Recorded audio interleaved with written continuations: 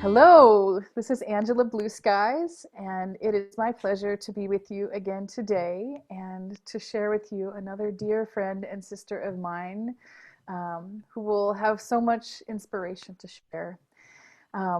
Kathleen Hanagan is a writer, inspirational speaker, and visionary psychotherapist based in Northern Virginia, and is a good friend of mine too. Kathleen, I just want to thank you so much for taking the time to join us today. Oh, thank you, Angela. I was thrilled when you asked me because I know that sense now that how called we are to put out a message that can help people, right? That can support people. Absolutely. Yeah, I have it too. It's like, yes. Yes.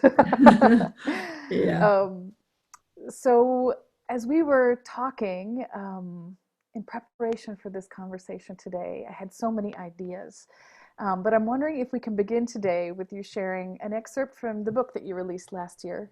Yes, I'd love to. Thank you. I always, one of the key points in my work is always having people realize that the source of their power is inside, that their light is inside. I think this is a really, really good time to remember that. And what I call that, and when my book is called Love Seed, the template for birthing a new world, which we're doing now.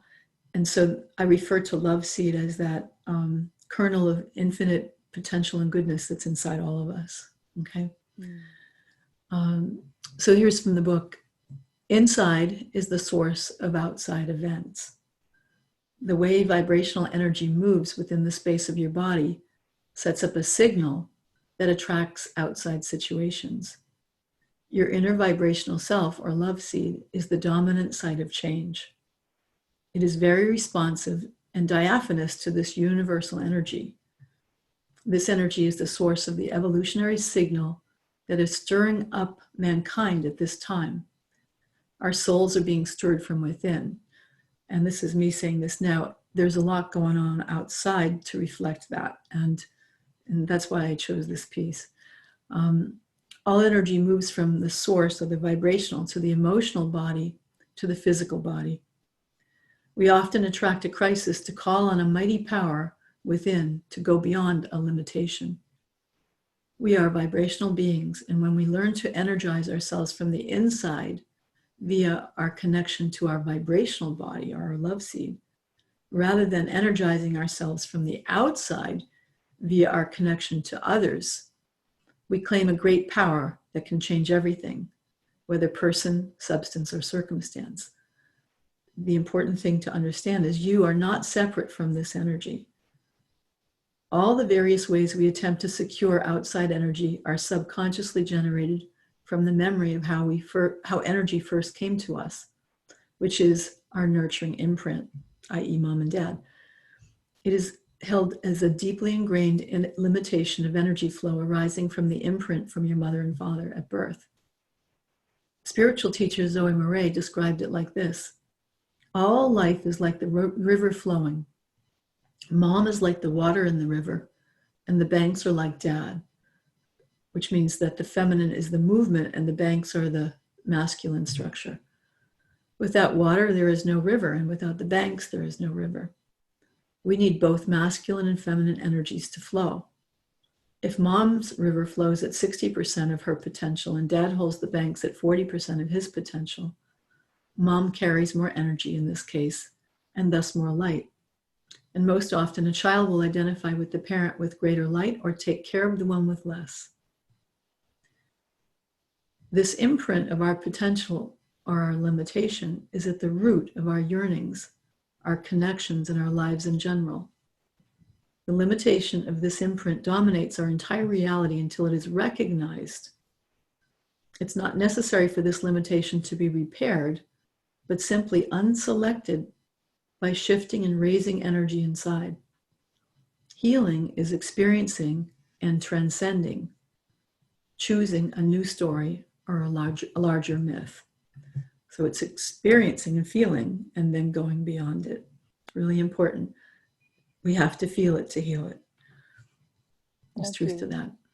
That's Yeah. such an important thing, Yeah. I think, especially among spiritual communities and people who are following spiritual path right now, to Yeah. really understand that we do have to feel it in order to move beyond Yeah. it. And these circumstances are like, no restaurants to go to, no movie theaters. There's like nowhere to go out there. We're actually here, right there. Yeah, you can just do Netflix all day if you want, but this is quite an opportunity. For sure. Big one. In your book, you guide your readers to move past the trance that keeps them identified with their pain. Can you please say a little bit more about that? Yeah. Well, the trance is, and I say when we end the trance, we transcend. So it's not about, like, particularly our culture, North American culture, we have a lot of distractions. And it's not, it's still, though less so, counterculture to be going in to face your pain.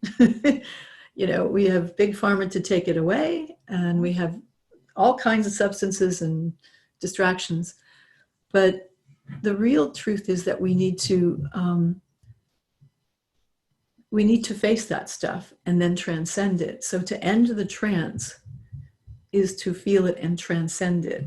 And the trance is that even if we're not facing our fears, right? Even if we're not, let's say we were traumatized in some way as a child, and we're not thinking about that all the time. We're not walking around with that awareness. Some people are, but a lot of people become super successful. They get enough money, they get enough power, and they're not feeling that all the time. But what's happening, it could be that trauma is driving them to endlessly make money or endlessly succeed. So the trauma is all, if it's not faced and not resolved, it will always be driving us. So we want to connect to the things we've dissociated with and end the trance of living our present reality based on some other thing from the past, right? That's the trance that has to be ended so that we finally get present to now. And there's never been a time when we need to be present to now more. Right? For sure. It's like a program that's running in the background. It's Of totally a program. Yeah. Yeah, Yeah. it's beyond our conscious awareness, but it's Mm-hmm. still there, and it still Mm-hmm. informs all of the things that we still Yeah. might not even know Right. are being informed by that. And even and a lot of people who've been doing therapy or been on a spiritual or growth path for a while, they actually know about it. They're aware of that. They're aware of the things that keep, like, they're aware of their program, but they still don't know how to change it. Mm-hmm. Right. So that's an interesting thing. And I think, and as a psychotherapist, I will say that lots of psychotherapy can promote that. But it's just their story, right? We want to get beyond the story and create a new one. So I'm curious, what are some of the essential and necessary steps that people should take or could take in order to move past that trance and enter into a more authentic process? What you do is, like, you let whatever's happening in the moment that seems like it's out there, right? Like your disagreeable partner, or this, or the pandemic, or whatever it is, the thing that's out there. You have to realize that when you get triggered by something out there, you're actually remembering something that happened before, right? And without going into too much detail about the brain, there's a if something in the present moment is enough like something that happened in your past, there's a memory in a part of the brain, and it gets, there's a part of the brain called the amygdala that gets triggered, and you start having an experience in the present moment that's very similar to what you had in the past, like feeling left out, feeling victimized, feeling misunderstood, feeling trapped, feeling shunned by others, whatever that thing is that hurt you, that wound. And so it happens in the present moment, and you think it's because of this person or this thing when its origin is the past. And so one of the first things I try to help people to do is to understand that, like to try to identify their blind spots. Like, somebody who, no matter what job they get into, the boss is always unfair. Like 6 jobs in a row, the boss was always unfair, and dad was really unfair, right? So I try to help people see the patterns, because then you can start to see that it's part of a program. And so that awareness is the first thing, right? But it doesn't, as I said, always change things to be aware. It helps, because being aware it gives you the tool or the witness that could then potentially move into a place where you could transmute that, you could change it. But really, a lot of people don't. Really similar. Pardon me? It sounds similar. It sounds similar to, like in the practice of meditation, where we're simply learning to observe our thoughts and to know that we are not our thoughts. Exactly. And it sounds very much like what you're sharing here, that part of the process of moving beyond that trance is to recognize that you have that and that you're experiencing it. I'm not in the present moment right now. I am in that traumatic experience from my past, and it's just cycled back through whatever's happening in this moment. Exactly. Is that kind of what you're saying? Right. And when we get triggered, it's an emotional reaction. Okay. So then the emotional body is actually triggered, and a part of the brain that's able to witness starts to go offline if the trigger is big enough. We're just having the experience. There's no part witnessing. There, by meditation and other practices, including what I do with people in psychotherapy, you start to have a relationship with yourself, so that when you're having that reaction, you be able at that moment, not 10 minutes later or an hour later, go, whoa, I'm really triggered. Now, most people, when they're triggered, are just triggered, right? They're just having the experience. They're, throwing things, yelling, screaming, curled up in a ball, and there's no witness. All right. The most important thing is we become that witness who's able to be there while it's happening. Now that's a practice. Like, you have to get good at that. You have to want to do that. And I always tell people, it's like, I'm sure you've heard that story. It's like the street that has all the potholes, and you keep falling down into the pothole, and you just keep dusting yourself off, getting cleaned up and getting up and say, that's terrible. But you fall down again. You don't even see those potholes, right? And then you get really good. You realize, well, if I look out for those and I watch it, I can keep from falling down those potholes, So you start looking out for that, and you get cocky, right? And you stop looking. Down you go. And at some point, you realize, I don't need to go down that street anymore. All right. It's that kind of a developmental process where you don't go down all the way, yet descent and going into our hurt, our pain, our emotions, it is a very feminine process. It's a shamanic process, and it's counterculture to our culture. I mean, it's counterculture, right? It certainly is. And a culture that doesn't want to feel anything but happiness and abundance and joy and all of the Disney, I call them Disney feelings. The Disney feelings, right? Yeah. And now it's hard to have Disney feelings. I mean, how much Netflix can you watch? And even Netflix has got reality in it. So, it's very hard to do that right now, which is why we're having, these kind of conversations. For sure. Yeah. And so the crucial first step is to really learn to be present with yourself to the degree that you become aware of being triggered in the moment, so that you're not sucked into it and you're not just blindly reacting. So that there's choice. And then what? Well, I liken that to being an adult, and what I equate with the adult would be the part of the brain, the neocortex, that has the ability to have empathy and compassion and high executive functioning, and it's also capable of benevolence and altruism and all that, right? That's the part of the brain that we start to develop and through practices. And the other part, the reptilian part that gets triggered, that lives in the eternal now, that, whether it's a childhood trauma or a vet coming back from war who gets triggered at the 4th of July, that part, that reptilian part, that this part of us, the adult, or that part that's having the reaction, have communication, right? They communicate. There's like, instead of a broken footpath from the reptilian brain to the neocortex, there starts to be a superhighway. Like, we travel a lot, we create literally new neural pathways.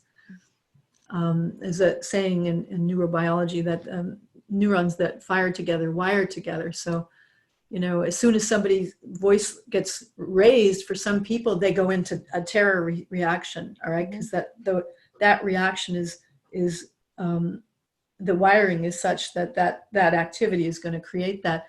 Well, if your kid does that, or your spouse, then you just clam up, then you can't really have a relationship if someone's angry. You have to learn how to deal with someone's anger, right? So it has big repercussions for how we relate to others, but we start with ourselves. That's the key. How do we relate to our own anger, or how do we relate to our own fear or terror, or our own deep sadness? Do we push it away? Do we say, here, give me a drink? Do we say, oh, I'm sorry, and apologize for crying? Do we beat ourselves up because we got mad? I mean, if you haven't been mad in the past 4 weeks, that's kind of unusual. I would say so. So how we regard ourselves will also be very much like if you grew up in a family that, if you cried, somebody said, I'll give you something to cry about. That's part of your pattern. That's part of your wound. Yeah. So you're going to treat yourself that way. And that has to change.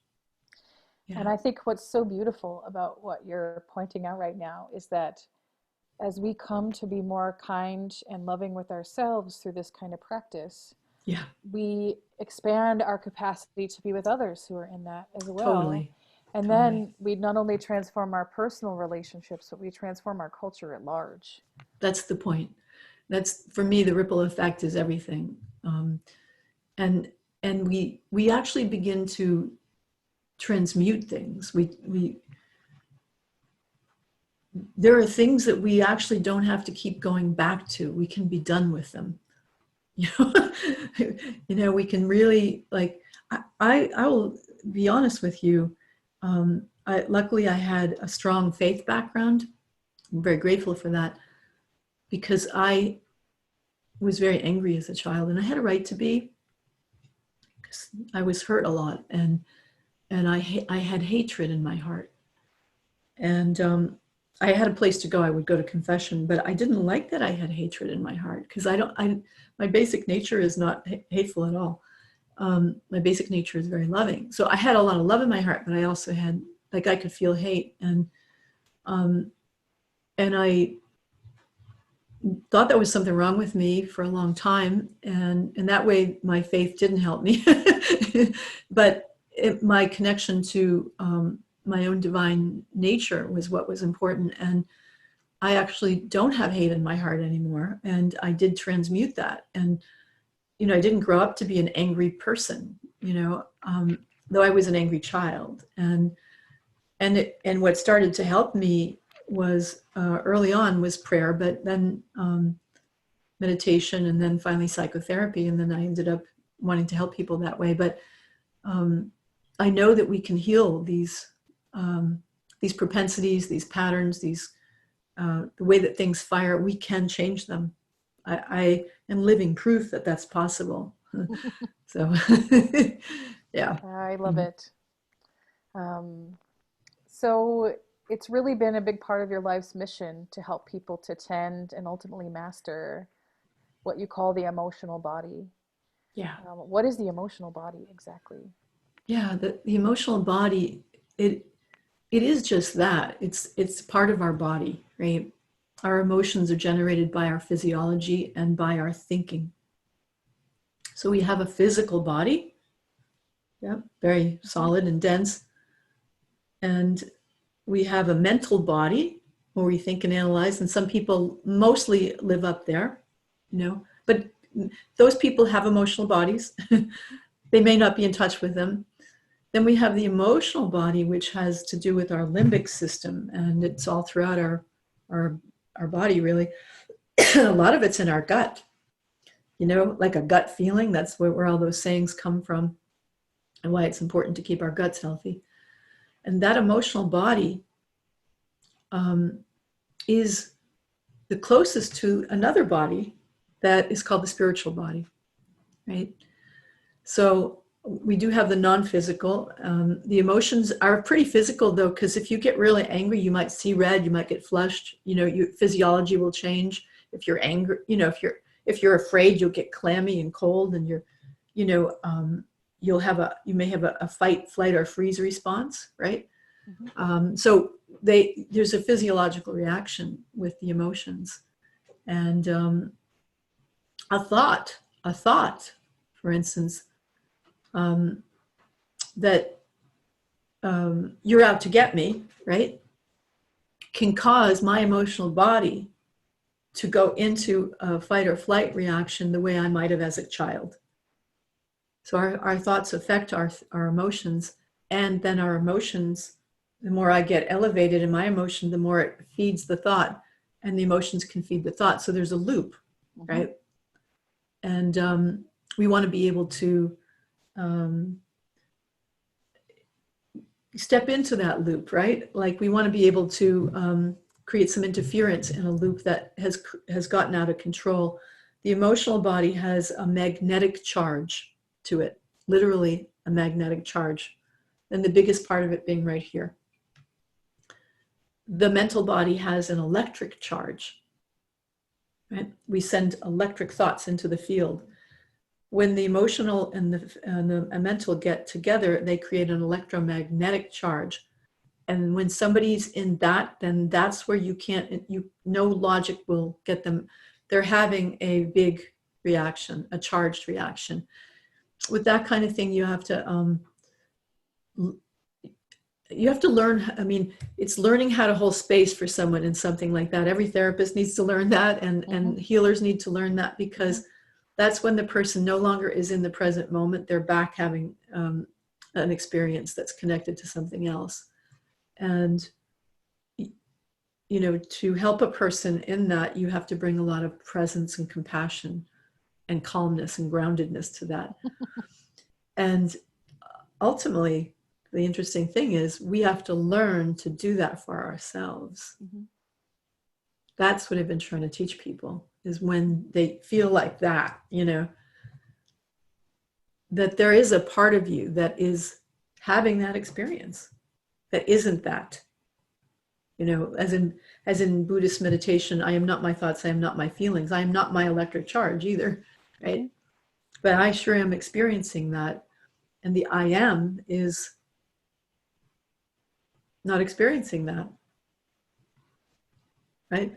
So I hope that makes sense. But I remember our dear friend Ram Dass, who died a short while ago. He was such a great teacher of mine, and I remember him saying that at one point, and back in those days, they were dropping a lot of acid on his father's farm, Yes. and apparently it was the end of a day where hundreds of people were out there doing that, and he went home to go to sleep, and he got a phone call from a woman, and she was quite hysterical, and she was like, and she was saying like she was dissolving, and she was having this experience, and he said, ma'am, could you go find the part of you that knew to call me and put her on the phone? That's great. And I remember hearing that a long time ago and not knowing how to do that at the time, right? Uh-huh. But I so got it the way he taught it, right? And I was like, I want to learn how to do that. And so I have learned how to do that for myself, and have taught it to a lot of people. Mm-hmm. You can do that for yourself. Definitely do that. Yeah. And as you have learned to tend your own pain body and to come into greater mastery of your own emotional body, um, you've shared that prayer and meditation and psychotherapy have all been really important practices for you. Yeah. Um, are there other practices that have also been helpful? Other things that you've reached to? Yeah, I mean, music. Well, of course, you would know that. Music. I have music playing almost all the time. Uplifting music, or um, um, well, really, it helps so much to uh, care about others. Like it's a powerful transmuter. Like, it's just like a mom being afraid about something, and the child being afraid, and the mom saying, come here, come here. You never say you don't be afraid. It's not about don't Mhm. be afraid, but come here. I know you're afraid. It's okay. It's all right. We got this, even though you're afraid. Like you know how, like, most moms know how to do that, right? And it's really learning to do that for oneself. Mm. Nature has helped me a lot. My animals, over the years, I don't have one right now. I'm missing having an animal, but No. animals have definitely. I've written a lot of emotional support letters for people to get animals in their situations right now, people who are living alone, um, because that connection with another mammal is, it actually calms down and helps to regulate the limbic system, and actually starts to regulate and bring coherence back into the body. So there are a lot of ways, Mm. to do it.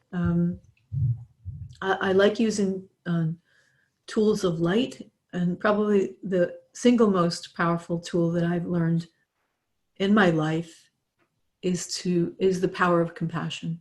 Mhm. Power of compassion. I mean, to me, compassion is like love in action. So it's a form of love, but it's like, um, somewhat active, right? And I always know that when I'm out of compassion with anyone else, that I'm out of compassion with myself, and I need to return to myself and get that straight. And then I, pretty automatically care about other people. Then it's like it's alchemy. It works. It really works. Yeah. It's like you have to fill your own cup first Yeah, you and come do. back into alignment with yourself Yeah. so Yeah. that it's possible to see beyond yourself. Yeah. Yeah. But truly, sometimes helping another person, because we have these mirror neurons, and as you help another person in their pain body, and your pain body is activated at the same time, and yet you're in the helping role, you can, there is a way that you're actually doing your own work at that moment too. Mhm. And thank heavens, because in the profession that I'm in, and the work you do, that, like, you're not avoiding your own pain by helping people in their pain. You could be, but eventually you'll get burnt out if you do that, Yeah, if you're not attending to your own as well, you know. absolutely. Yeah. And I am so grateful that you brought in this particular topic at this moment, because I think a lot of people believe that in order to do healing work or to do work with other people that helps them to move beyond their own experiences, that we need to be already done ourselves. But the Yeah. reality is there is no done. No, there's There's no only done. a No. continuum that Yeah. continues. Yeah. and Yeah. and I think also people who sometimes are looking for a therapist or a healing arts practitioner to help them are sometimes setting really high and unreasonable expectations of Mhm. others, without fully recognizing that we're all human and we're all in the process. Yeah. Yeah. Um, Yep. and I hope that this message will be encouraging to anyone who's listening who is considering how can I be of service to others in a Mhm. meaningful way while I've still got so much work to do inside of myself. And the Yeah. only thing we can do is begin. Yes, and not Yeah. either or. Yeah. No, you don't have to be. Um, this is so true. This is important. you don't have to be a psychotherapist or a healer to help others. Everyone has within them, everyone has the capacity to be a transmitter of healing energy, right? I have to get it. It's right here. It's a poem that someone sent me yesterday, right? And I think, we're all getting quite a lot of things these days, and some of them are so beautiful. And I want to read this. It's by Hafiz. How did the rose ever open its heart and give to this world all its beauty? It felt the encouragement of light against its being. Otherwise, we all remain too frightened. Right? So the light in your heart for another human being, and you resonating with their pain in the moment that they're going through it, you don't need a PhD or you don't need any degrees for that or any certifications. By virtue of being a human, you have already earned that right. And that's really important right now because there aren't enough therapists to go around. But yet there are enough humans to help other humans. Yeah. And when we cultivate that healing presence, just presence alone can be such a gift. Presence. Yeah. Presence. I feel like in the whole cultural movement of watching things, watching movies, watching shows, just watching things. Yeah. One thing that we're seeking is relationship. We're seeking presence. We're giving our own presence, but to something that doesn't have the capacity to relate back to us. To give it back, right? Yeah. And right now, as our world is kind of turned upside down, and we're not able to even be together face to face with anyone beyond those who are in our closest circles, what a gift to find ways to be in real presence with each other. Yeah. Even by screen, like it's definitely possible to really have meaningful engagement in that way, and to give our presence to someone else who might be having a difficult moment, and to ask for that in return too. Yeah. To say I could use help today, because honestly, I was sharing with you, like on Thursday, I had a lot of clients, and I was so low that morning that I didn't feel like I could, I had nothing in my cup, right? And I needed to do something with and for myself that morning. Luckily, I was starting a little later, and before I could be there for other people. And so I did that, and I felt completely different. And it didn't take me that long. And I'll share a little. I'm going to wing it and share it with your audience today, because you asked me to. But it's it's what I did, and what I did instinctively with myself, and I had a very good day, and I helped a lot of people, and I enjoyed it. And I didn't feel. I think I was so afraid I didn't want to my own darkness to rub off on anybody, because everybody else is having a hard enough time, right? So I knew I had to do it, and it was great. It doesn't take long, but we're conditioned to have split attention and to move away from the pain body.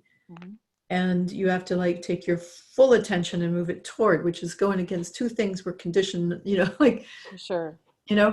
So but and that's how you, and I think a lot of parents are finding that with their kids, like they can't work and they have to stop and then put the full attention on their children. They cannot have that split attention anymore. And I've been talking about that for years, and more and more people are realizing that. So it's really to give yourself your full attention, your full presence. Within spiritual circles, an unfortunate tendency that you and I have had a number of conversations about is this tendency for people to become so absorbed in their spiritual practices and ideas that they push aside their pain and wounding altogether. And that's something that we've come to call spiritual bypass. And I think it's a big problem in contemporary spiritual circles. As spiritual paths with real enduring wisdom have met the Disney culture that we were talking about just a Yeah, little while ago, this belief that we're supposed to be happy all the time, and that if we put our attention on our pain, we're going to just generate more of it, that right. manifestation culture thing. Yeah. And so this spiritual bypass Hmm. has become deeply entrenched and even preferable as people seek to transcend their Yeah. pain and Yeah. ultimately are just kind of pushing it aside, doesn't go away. And your work with clients, how do you address this? Yeah, it's a big one because naturally a lot of very people on the spiritual path come to seek me.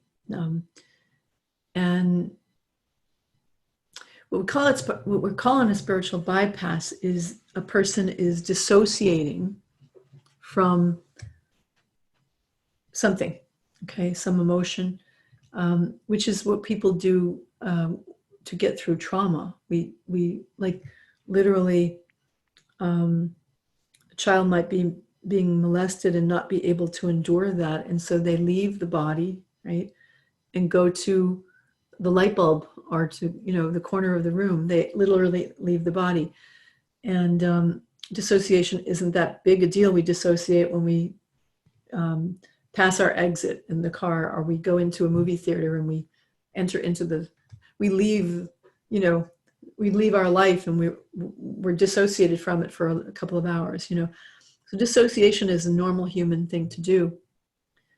However, when we dissociate from our pain, the pain never gets metabolized. It stays in the body, right? Mm-hmm. And it starts to affect the programming. It starts to run the program. Right? So we want to reassociate to the pain that was that of our past, but we want to reassociate to it not in a way to stay there, but to be able to feel it and heal it, right? Mm-hmm. And there's right now, I mean, there are a lot of levels to what's going on. I don't want to go out too far with it, but whether there's, I mean, they're talking about 5G and conspiracy theory, and I honestly, I don't know I don't have answers to what's really happening. I know there's a real virus, and it's hurting a lot of people, Mm-hmm. and I know that though a lot of people are connecting that there's increased domestic violence and there's increased child abuse and all that. So I even see spiritual people only talking about the good of this as the wake-up call for humanity, and dissociating from the actual trauma that I know and we're going to be dealing with, right? Yeah. So I'm trying not to dissociate from that and do a spiritual bypass about what's going on. And yet the challenge is, if you don't dissociate and do that bypass, the reality of the collective pain body is quite palpable. Yeah. And then it triggers our own personal pain body. As within, so without. As within, as without, so within. It's like a mirror, right? Yeah. So the stuff that people, including spiritual people that might have done a lot of bypassing, have done for years, those tactics are not working. It's very hard to sit and meditate right now. It's easier to walk and meditate or have a guided meditation. I've actually been doing that because right, just the collective energy, right? And I, of course, I live a few miles from the Pentagon, so I will tell you, it's a lot heavier here than up on the mountain. For sure. I know that. So this bypassing has to stop. We have to look at the big picture, right? And ultimately, yes, we're spiritual beings having a human experience, and we are, we have bodies that and livelihoods and families to feed. We have all that too. We have to be big enough to hold it all and be present to all of it, Mm-hmm. right? So for me, it's not about getting away from part of it. It's about expanding my consciousness and my capacity to be able to be present to all of it, and that's challenging. And I've been doing it for years, and it's still and it's challenging. Yeah. Yeah. I think that a lot of people, like people like I've worked with in the past and people that I have known on the spiritual journey, people are afraid that they're going to get sucked into it and never be able to get out of it, and that Yeah. it's inescapable. Yeah. And because all of that stuff is dark anyway, it's not the light. Um, the solution is so often to just say, I'm just not going to focus my attention there. I'm not going to look at it. I'm going to look over here, and I'm going to become my thoughts, and I am going to move beyond that. But it doesn't actually allow for people to sincerely and truly move beyond anything, No. because it's still like, crawling up their leg. It's Yeah. still showing up in their Yeah. dreams. It still shows up in moments where they're stressed or where they're afraid Or or they bark at their spouse or their kids or their, you know, yeah, it comes out in agitation and digestive issues and countless ways, or addictions. There's a lot of yep, that right now. So absolutely. it's like, okay, I don't want to watch the news, but like we're still being affected by the the mass consciousness is at a heightened state of fear right now. Yeah. So we're all affected by it. I woke up the other night with the middle of the night with my heart pounding from a nightmare. Yeah. Um, it was very intense, Yeah. and I wasn't consciously thinking of anything before I went to bed.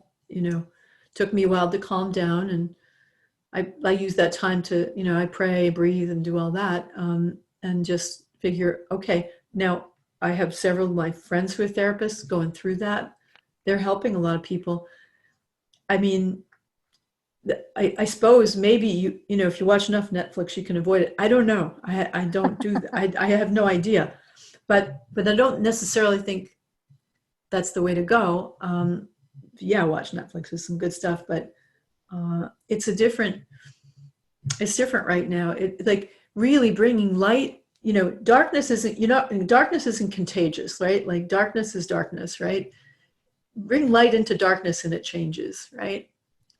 And bring darkness into light, and you just bringing darkness into light doesn't do the same thing as bringing light to darkness, Mm-hmm. right? Yeah. And that's where I say that the spiritual community who does believe that and truly believes that love is the greatest power, it is the greatest power, right? And how we manifest our love, whether it's through our generosity, our kindness, or whatever it may be. Like that's where you have to really know that and let that lead you and guide you, and still deal with the darkness, right? Yep, absolutely. Still have to deal with it. Can't not. And to say, well, at least we have food. There's a lot of people that don't. If other people don't have food in other parts, like in the third world, then that's my problem. I'm not going to say just, oh, we're so lucky. No, that's part of the thinking that's gotten us here. It is. We're all It is. connected. And to have that sense of oneness right now is very important. That's probably the love and the oneness that come from the spiritual community are very potent. Yep. And I think that in that oneness, as I've continued to explore that in my own path,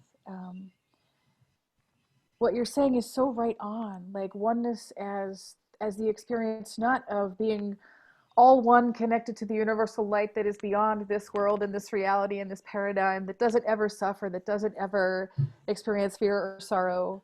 Like that's just more of the spiritual bypass. And for me, as I've been on this path, that oneness, it continues to educate me and push me to say, you are not beyond that. Okay, your belly is full today, but there are others who are not. Oneness means that I also allow that fully into myself, Yeah. to understand the suffering of others, Yeah. and to take it personally in such a Yeah. way that I know that if we're all interconnected in this great web of being, where there is hunger, where there is fear, where there is pain, that's my responsibility too. That's right. Not to take it on in a Right. martyr complex kind of way, Yeah. but to hold myself open enough to be willing to let my heart break.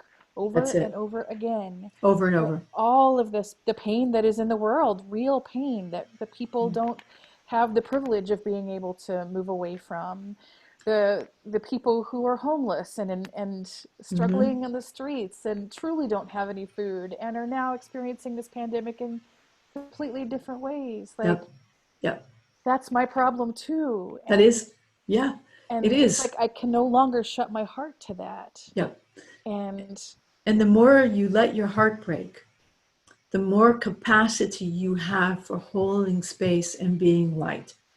Like that is how the light gets in when the heart breaks, right? Not the closed heart. So one of the sayings all my clients hear me say, an open heart is stronger than 10,000 shields. And now's the time to know that and to live it.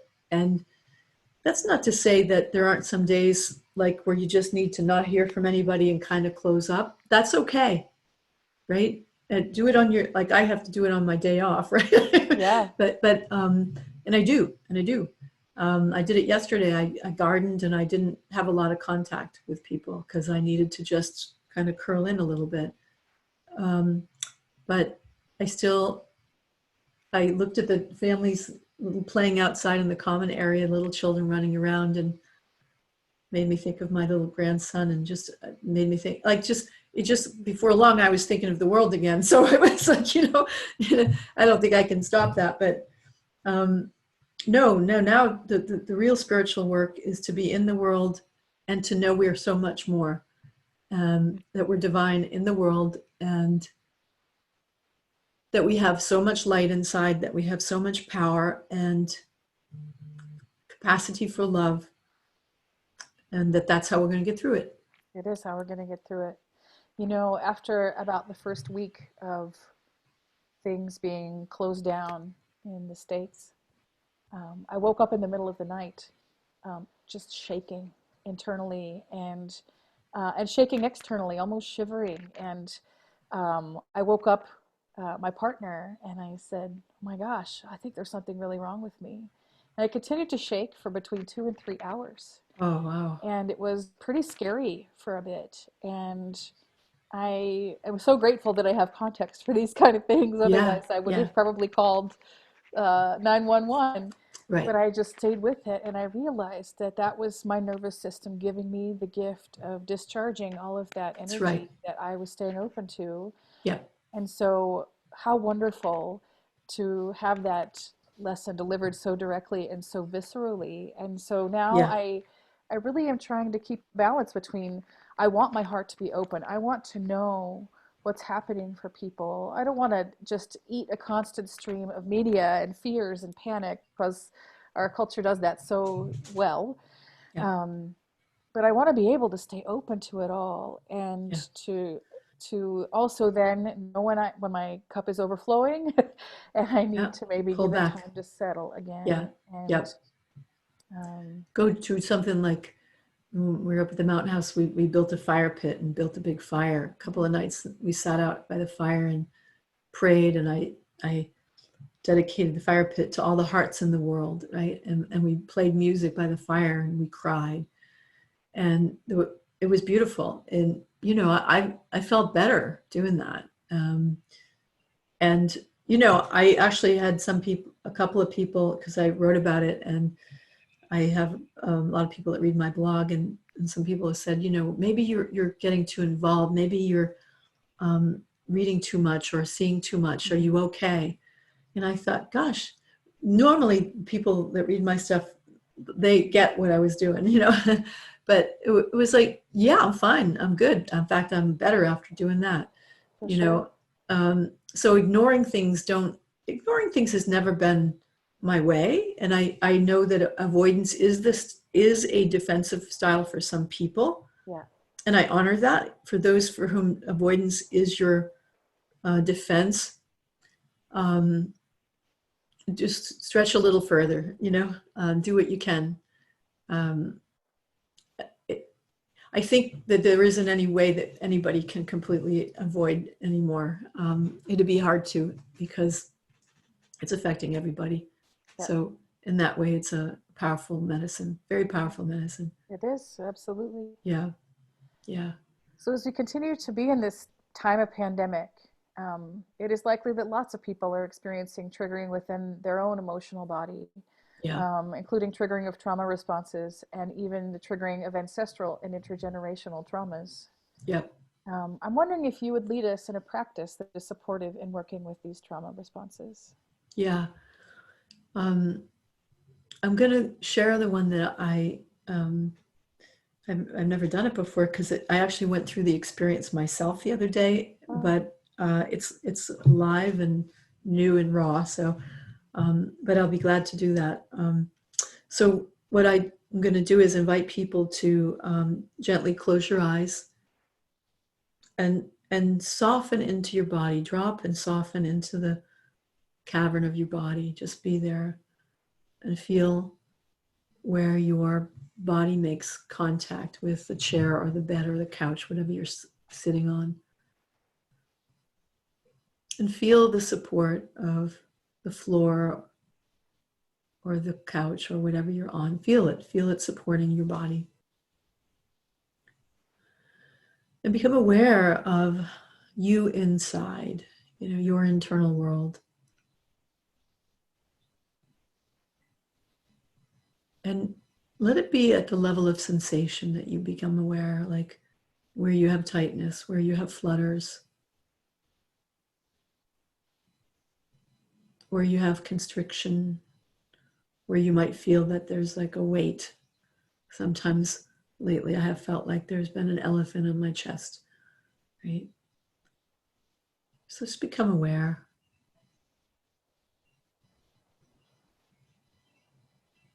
And notice any thoughts that you're having, any thoughts about, you know, um, what's going on, any thoughts about this exercise, just about yourself.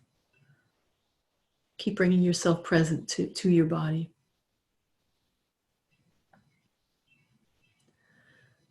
And wherever you feel constriction, heaviness, maybe what I call it a dark or a heavy corner in your body, don't analyze it, just be with it.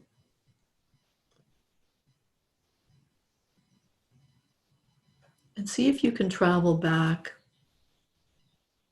in time to another time and place where you felt that something similar before. See if you can go far back, maybe before the age of 8 or 9, to a younger part of you. It could be a feeling of fear or helplessness. Anger, it could be anger that this is happening.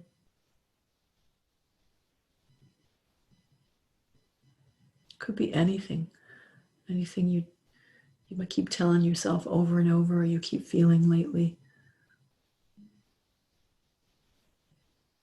See if you can find that child. See if you can find that little one who's got those old feelings that you're so familiar with, that formed in your family. That's why they're familiar. And for some of you, they could be feelings that got passed down from your parents or your grandparents, and even before that. If you can be with that little one, and let whatever that little being is feeling be okay. Like, it's completely okay. You have the utmost compassion for this innocent being.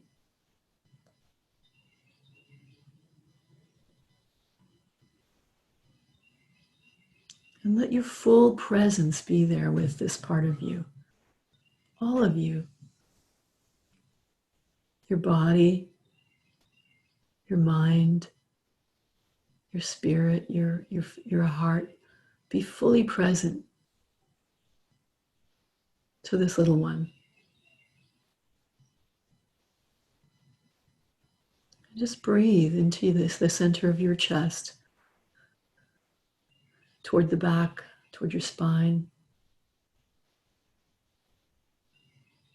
And with every inhale, you just make more room there, more space. And every exhale, you release to make more room for the next breath. And as you breathe with your little one,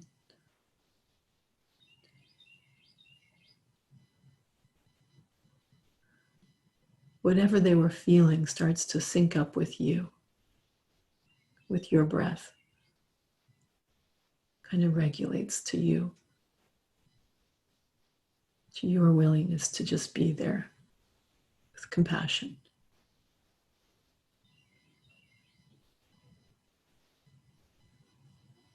No judgment,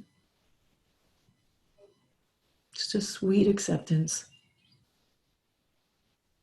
of, oh, I know that feeling in you.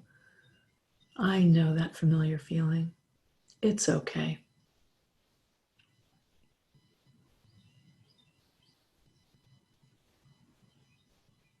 And just experience that, how powerful it is to have that compassion and that acceptance for yourself, and how much that changes the experience of that child. It's what we need right now. We need to be held at a time where many of you have no one there to hold you but your own beautiful, wise self, your own compassionate being that you are. And you bring that to yourself. And we know that what we observe changes because of how we observe it. We know that even scientists have proven that when you bring love and you bring acceptance to anything, it changes for the better. So allow that change to happen. Allow whatever you are feeling to transmute, to shift.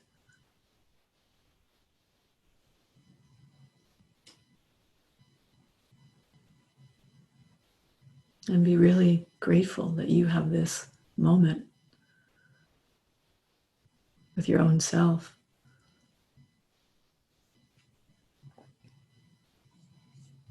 And what I'd like to do is, I'm going to, while you're still there in that beautiful place with yourself, I'm going to read you a poem. I wrote it at a time when I was very, very, very alone and very, very afraid. It's called Taking the Small Hand. Memories of the future. Knowing everything again. Prophecies predicted to prepare us. The difference now being who we are, constantly becoming. What if we could meet each and every moment with pure love, taking the small hand of fear, walking side by side, steady small steps into an entirely new present, threshold after threshold into a deeper communion, naked, just born, crying, new. So be with your new self and merge together right now before you open your eyes, so that you and that beautiful new being are one. And you carry that being with you into your day. Aho. Thank you so much for sharing that beautiful practice and your poem as well. Yeah, it just kind of went with it, didn't it? Perfectly. I think you should maybe do that more. It was really wonderful. Yeah, well, thank you for the opportunity. I think that's what we're learning how to be, just creators in the moment, right? Yeah, And we are. The thing about humans, Angela, we dream something up and we create it. that we do. And that means we can create something amazing Yeah. out of all the chaos. I think that that's one of the greatest gifts of our creative capacities, whatever they are, whether they're music or writing or dance or art or cooking or kind presence. Our creative capacity gives us the ability to show up no matter what chaos is happening Yeah, and to create from it, to create something that is yeah, meaningful, that connects us beyond the ordinary experience of our daily lives. yeah. That's so true. Yeah, that part of our brain that wants to, yeah, just Expand. manifest. Yeah. Yeah. It's been a pleasure. It's just, yeah, always is. Yeah. Well, thank you so much, my dear sister Kathleen, for Mm, taking this time with us today and sharing yeah. your beautiful presence and wisdom and creative expression with our listeners. Mm, And I do thank you. hope that our paths will cross again soon. I hope we can hug each other before the summer is through. I certainly feel the same. And for Okay. all of our listeners, you'll be able to find Kathleen's information at the end of this video. So make sure to stay around and check that out. You'll be able to also connect with her book there. So Mm. thank you so much, and wishing you all a magnificent, beautiful day wherever you are.